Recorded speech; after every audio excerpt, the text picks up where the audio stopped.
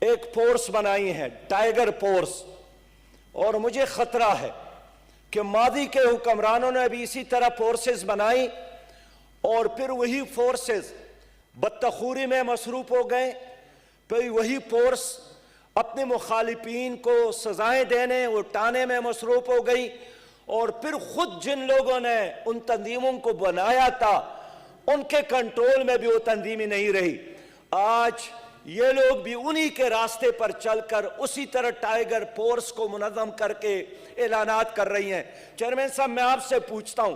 کہ اگر کوئی سویلین نوجوان ڈنڈا بردار ہو کر کسی تاجر کی دکان پہ جائیں اور ان کو یہ کہیں کہ گھی اور چینی اور آٹا اسی طرح فروخت کرے، یہ کام مجسٹریٹ کا ہے، یہ کام پولیس کا ہے، یہ کام حکومت کا ہے، کسی ڈنڈا بردار نوجوان کا یہ کام نہیں ہے کہ وہ ٹائیگر فورس کا بیج لگا کر دکانداروں کو، ہوٹلوں کو، ڈاکٹروں کو اور ایسے عام لوگوں کو تنگ کرنا شروع کر لے۔ اور مجھے خطرہ ہے کہ تمام سیاسی جماعتیں اسی طرح فورسز بنانے پر مجبور ہوں گے،